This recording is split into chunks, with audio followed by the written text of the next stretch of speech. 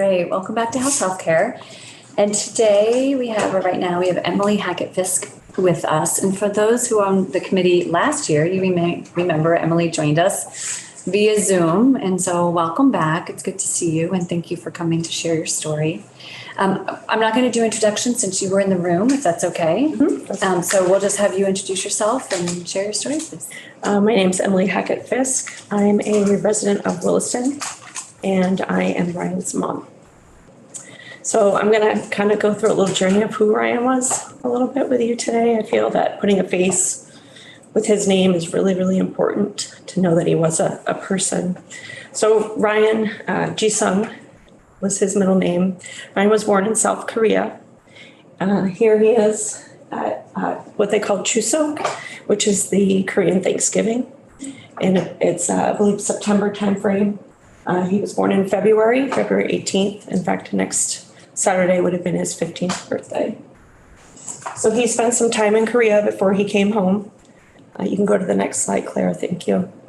Next slide. Thank you.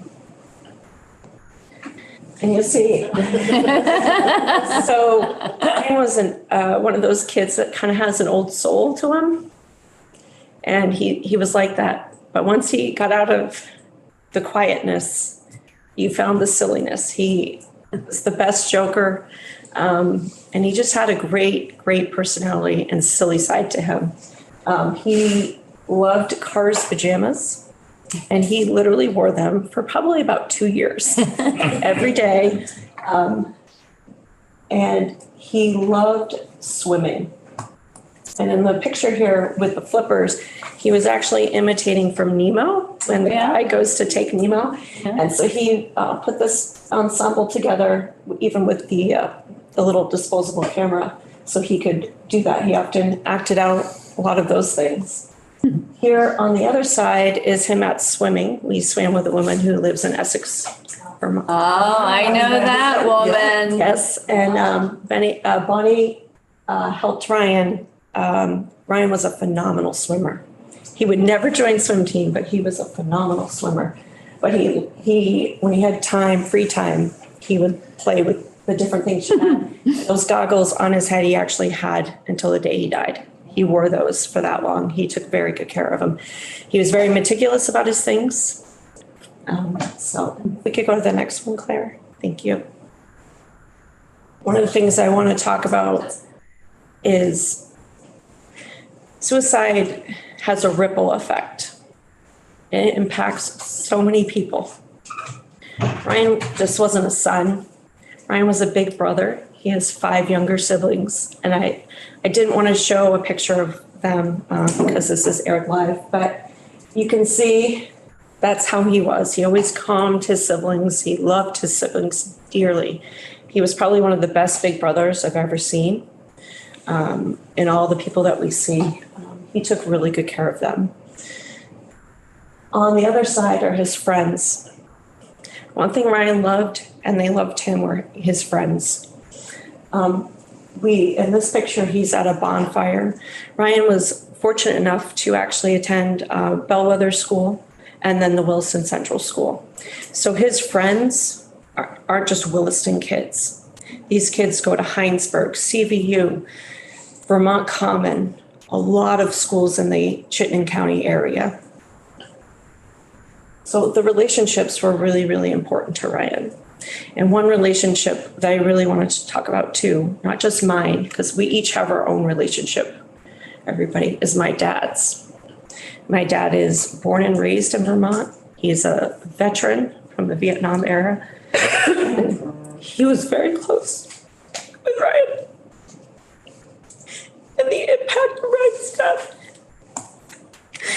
Take it. Okay. Has been tremendous for him. So it's not just me or my kids, it's other people.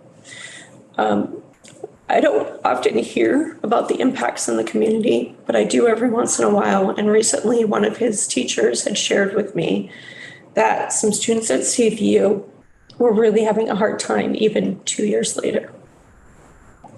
So those relationships and supporting those people are so important. Can we have the next slide, please? So Ryan was a master of many things. Like I said, swimming. Towards the end, he actually learned how to survive if he was ever in a situation he would put his jeans on, jumped in the pool, got them off, made himself a life raft. Wow. Hands without ever touching the bottom of the pool. He could tread water with no hands for about 10 minutes. He was incredible in the water. He loved karate. He made it all the way to a purple belt. Ryan was very obsessed with a clean haircut. In fact, that picture is the day before his death. He got a good haircut that day. He loved basketball. That was a late in life love for him. He loved to fish. He loved going to Washington, D.C. And being a kid, and he really enjoyed, he wanted to lift up the White House, he said. Ryan also knew a lot about sharks. He could rattle off anything about sharks you wanted to know. And once again, he loved to swim, and he loved his friends and his family. Next slide, please. Ryan also learned to love to hike. And Ryan's first hike was up Camel's Hump in 4th grade with his class. It wasn't easy. That was a big hike. His feet hurt part of the way up and part of the way down, and his teacher carried him for a little bit. But that love of hiking made us have a love of hiking in our family. Next slide, please. And so we started the hike for Ryan. We've done it twice. We do it every year on September 24th, the day he died. This is the first year. There weren't many of us because his friends wanted to come, but it was pouring rain. But we made it. Some of his teachers from his first school at Bellwether attended with us. And some of my friends who were there to support me, as well as knew Ryan really well. In the second year, there was more. Two of his siblings went with us the second year. So Ryan was 10 when he climbed Camel's Hump. And in our house, the rule is you have to be 10. And a few weeks after his death, his 10-year-old sister made that trek with one of the women in this picture here by herself, the two of them, because she wanted to do it before she turned 11. And so now one of his siblings was able to join us again, a new one, made it all the way. And not this year, but next year, another one will join us, and eventually they'll be all on the mount with us that day. We were also supported by some other community members, like Representative Black. Next slide, please. So next September 24th is warmer. It's warmer. It was quite chilly at the top, but it was clear. It's beautiful. So Ryan was born February 18th. He died September 24th. And he was a son, a grandson, a big brother, and a friend. That was who Ryan is. On September 24th, I received a call, and as I know some of the committee members from last year know, my son took his life with an unsecured firearm in someone else's home. Unsecured bullets. My family, my current husband is a police officer of 30 plus years. My father-in-law, 42 years. My sister-in-law, 20 years. We believe in the Second Amendment. We believe in the right to bear arms. However, Hunter Safety 101, Gun Safety 101, secured firearm, secured bullets, separate.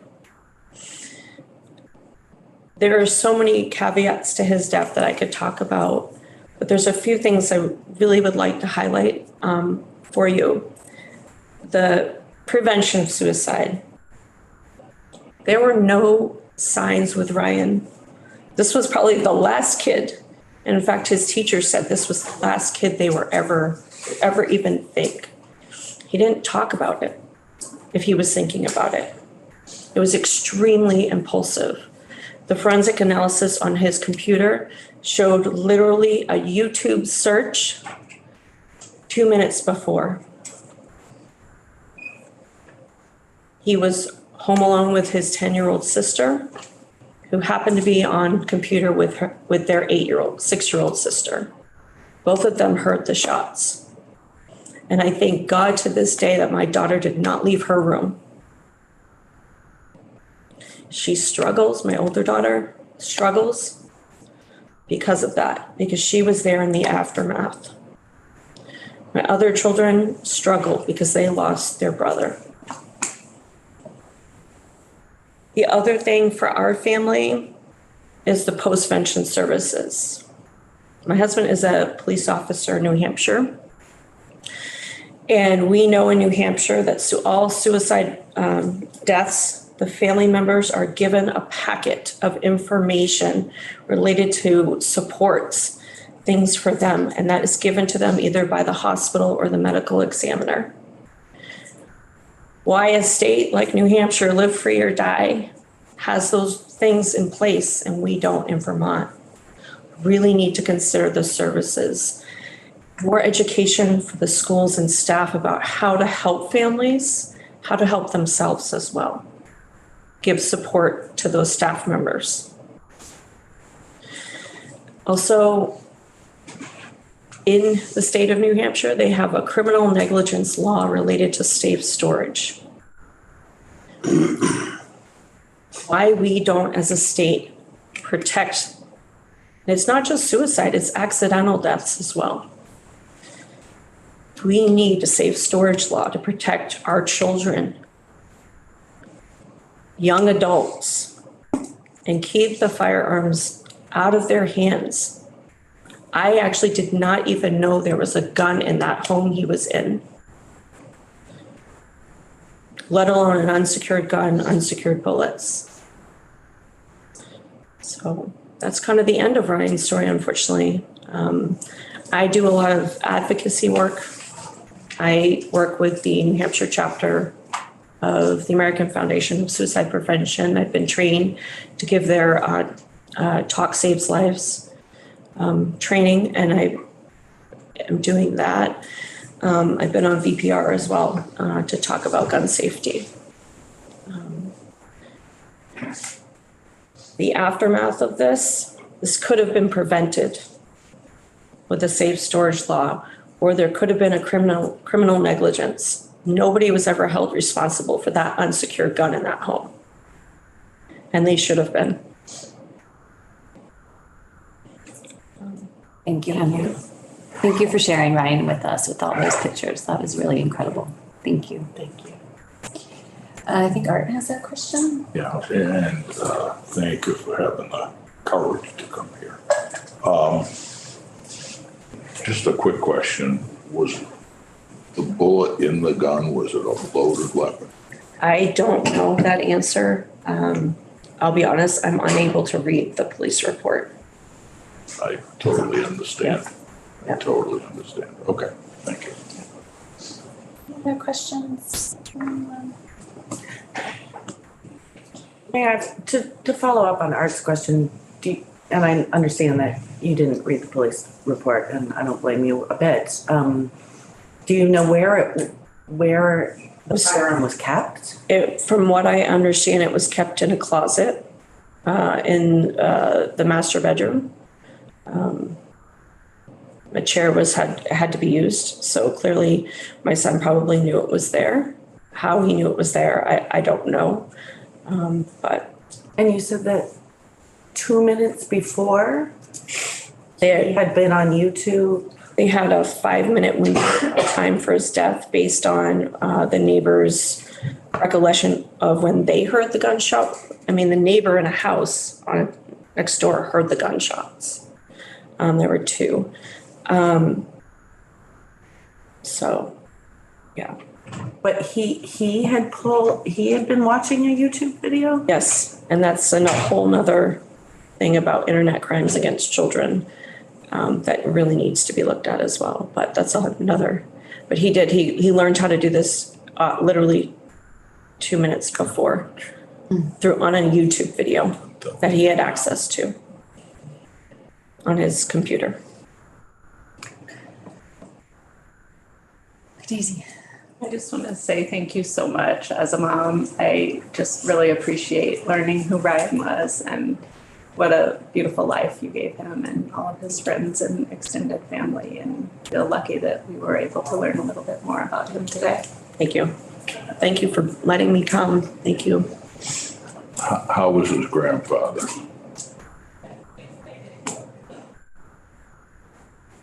That's a loaded question, right? I mean, it's hard.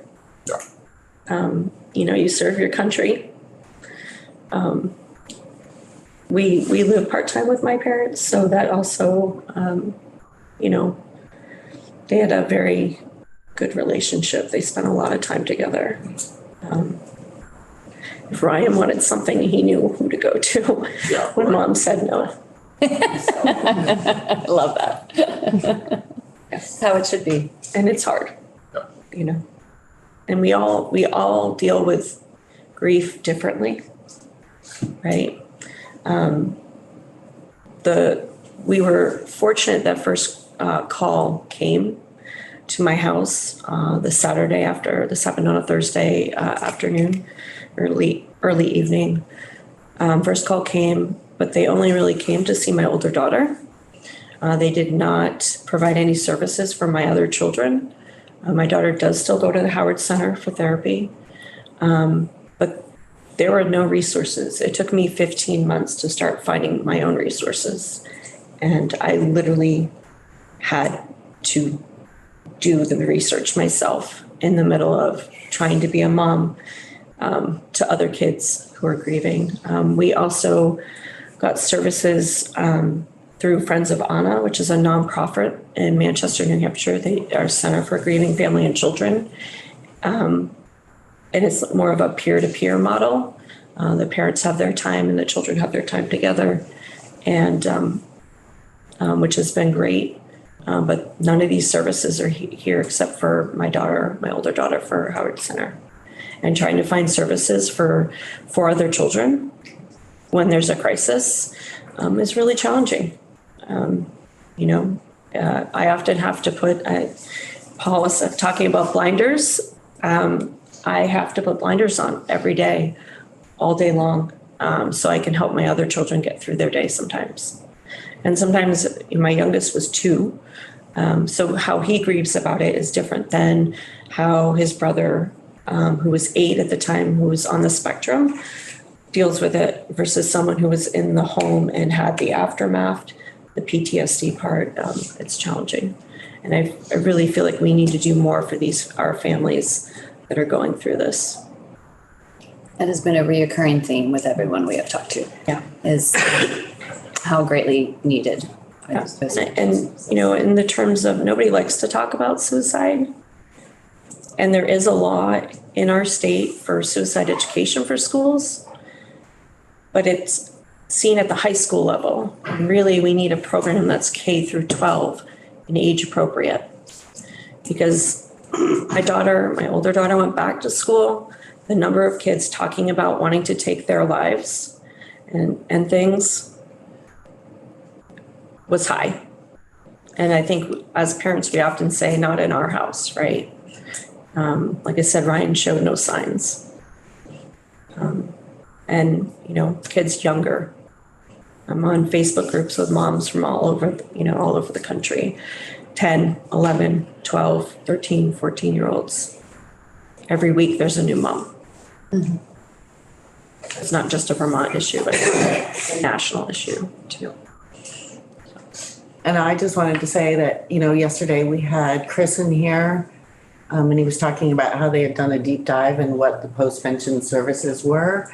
And he was listening through them, and then he got to this one part and he was talking about, but what we don't know about are people who have found each other and have been supports for each other. And I want to especially thank Emily today, because Emily has been my support. So Hey, you made it up Camel's Hump. I never would have thought that. In high heels? Why I keep committing. In her high heels, you hear what I said? I could do it, Art. Smile on Melissa's face on the, at the bottom. At the bottom. And, you know, every year we hope to grow that event. One of the other things I really also think is that the Vermont chapter of AFSP needs some serious help and funding. New Hampshire is very, very active. And I have found that I had to go to New Hampshire to get some help and services for myself. So, as well as California and Ohio. So, Daisy? Did you submit any written testimony that might have a list of these resources in it? I didn't, but I have a list of resources. I often get another representative that we know asked me this summer for that list of resources. So, and I've had other people ask me for a list of resources. And everybody, you know, some people do well with one-on-one therapy, but I have found for suicide, being one-on-one with another family member, whether it's their son, their wife, their grandparent, has been the most effective for me to know that I'm not alone. Because I've looked at the statistics, my son is one of them. In the 2020 year, 2 children under the age of 14 died by suicide, and they were both gun. And I've never met that other family. I don't even know who they are. You know, and my heart goes out to them because that means they may not have been getting to the resources that are available to us. If you could send those resources to Claire, that'd be really helpful. I would appreciate Absolutely. that. Great. Again, thank you for bringing Ryan to us. Thank you, and thank you each and every one of you. Thank you. I appreciate having